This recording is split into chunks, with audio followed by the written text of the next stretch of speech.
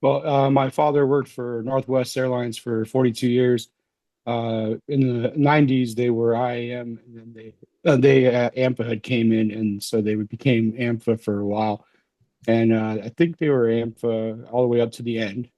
So in 2002 or three, when Northwest Airlines went under, it was because of AMFA making the decisions for them not to accept the monetary agreement that they had put forward and they didn't put it to the membership for a vote.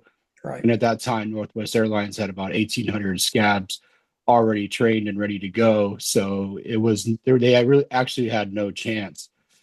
So going forward for myself, in 2005, I was working for America West Airlines as a baggage handler, and I needed to get experience to be able to go into maintenance. So I got a job at Horizon Air up in Portland, and I was in Seattle and also Spokane. And so the AMFA represents Horizon Air up there, and kind of seeing what happened with my father with the lack of representation and also with the mishandling of their contractual bargaining agreement. Yeah, I kind of felt the same way when I was up there because I was never introduced to any type of shop steward. I saw there was like a cork board, like who to call, but I never actually had any interaction with anybody who was an actual AMFA representative when I was up there. And that's to say in any station. So I mean, kind of going in, I already knew what to expect, but now being there, actually at the you don't really understand until you're sitting there and you actually live in it. But yeah, by the time I left, I still had never met any AMPA reps. But so yeah, I knew what I was getting into when I got there. So the way they portray themselves is that they are an actual union that is representing the aircraft maintenance technician class and craft.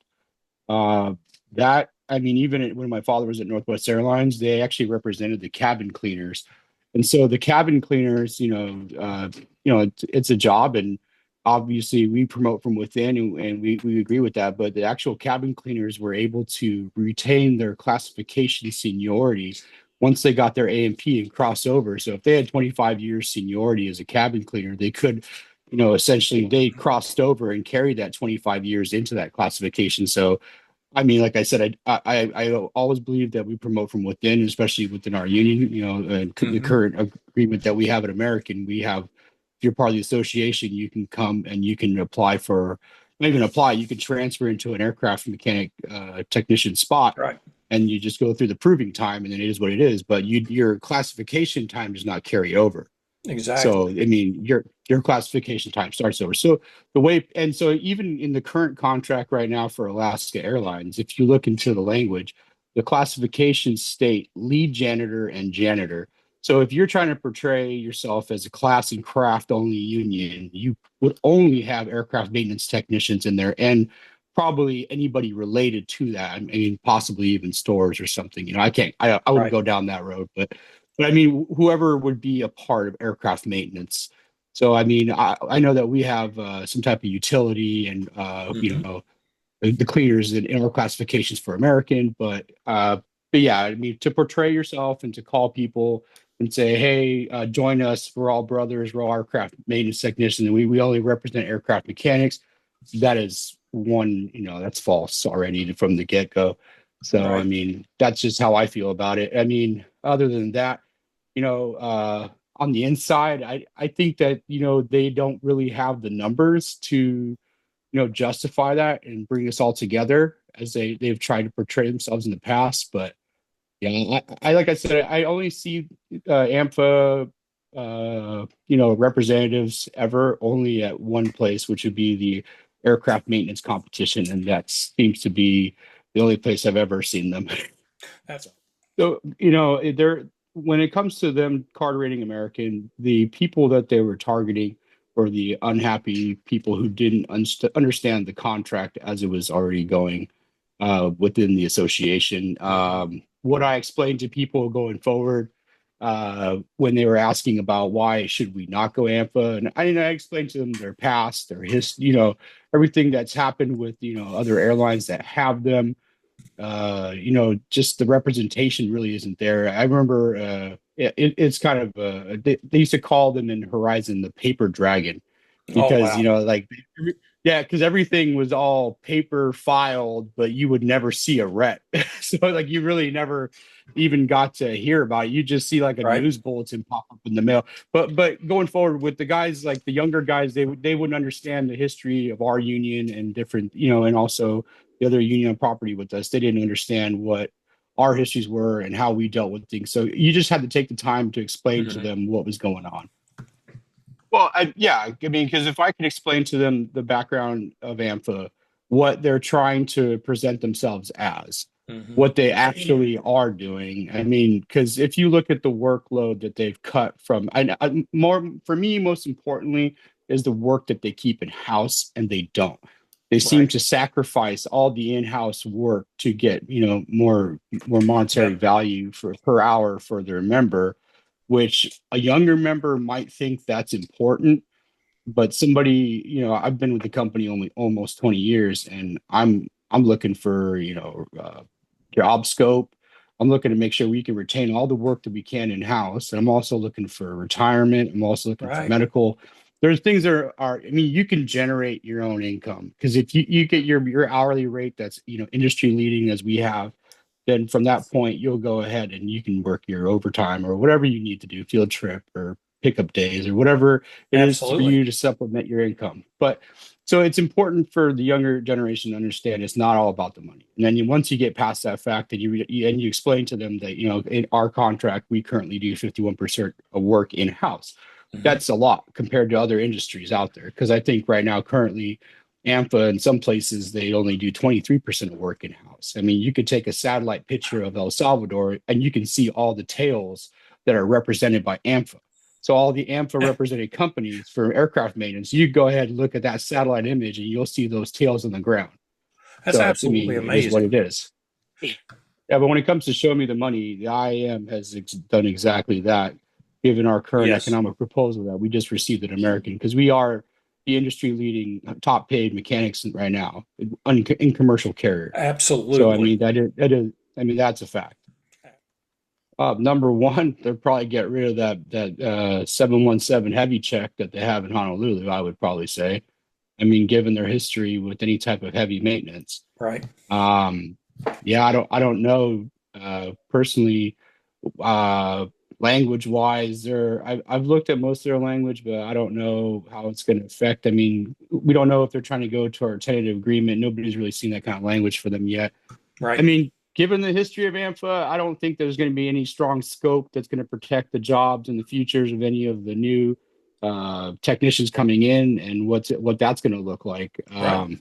Yeah, yeah, I don't know. That's a tough one to field because I just look at the history of AMFA and I don't see much of a future going forward. And Well, if we and, yeah. and and if you look at the rest of the airline, also you have to remember the ramp. So like, I think Alaska, their ramp only in Alaska is represented by IAM. The reservations is IAM. Yes. The customer service is IAM. Hawaiian aircraft maintenance is IAM. Everybody maintenance related is IAM. Also, customer service for Alaska or Hawaiian is IAM. So you have Right. everybody at the merger are all IAM except for the mechanics for Alaska. So, I mean, I think it's beneficial to have the strength in the numbers and have every single classification and work group represented by our union. So, I mean, I think that is a benefit for them. I mean, going forward, because I mean, we do have a very strong union in that aspect. Language, everything in our scope, the wealth of knowledge and history, even going to the Wimpinsinger campus, like I mean, all Right. the schooling that you can receive there for anybody who's going to become an IAM rep. Uh, we do a good job in our union of educating and also supplying all of our members with resources and anything that we have to make our members the best that they can be and give them the best life that we can provide for them. Because I mean, that is at the end of the day is why we pay our dues so we can have the representatives to talk to, have the resources to use, and to make sure that everything is utilized that our union provides. So, I mean, I think that's the benefit for it. It's actually easy. When we were talking to some Alaska mechanics, the one thing I had mentioned to them all was take a look at your contract, take a look at the American Airlines contract, or take a look at any of the aircraft maintenance represented contracts that we have, and look at the value of our language, and then because most of our language is almost harmonized in all of our contracts. Right. And then also you have to look at, everybody is reachable. So any rep in the IM, you can call them. I mean, that's one thing. When I had walked up to the front door of a lot of the guys who work for Alaska, the first thing that they had said was like, I can't believe that you're at my front door. And I was like, what? I was like, I asked them too. I was like, well, what do you mean? And they're like, well, I'd never even seen a union rep come to my house. And I was like, well, we're interested in making sure Absolutely that amazing. everybody has a fair chance. And then we had, a couple of people who were, AMFA supporters, and that's fine. We're all about, everybody should be have a union, obviously, out there. I Right. mean, we feel our union is best, because of the history and what we have put forward. But I told them, I said, you know what? If you believe that your union is so strong, just sign this card and have the ability so everybody can have a choice for vote. If your union is as Yep. strong as you say it is, then you have no problem, slam dunking this. But Exactly. obviously give people the opportunity to, have the choice of which union that you want to represent you. Right. And I told him at the end of the day, you're going to look and by talking to anybody who's an IAM rep or a member or anything out there, you'll see the difference of, how our workplace is versus, different places like that might be represented by other unions. So, All right. yeah, I mean, it's an easy talk. And like I've told them all, I'd give them all my card and I let them know you have any questions whatsoever, you can call me. And like I have no problem talking to anybody. And if somebody wants to have a talk about different articles or different things in our contract, I have no problem having that conversation.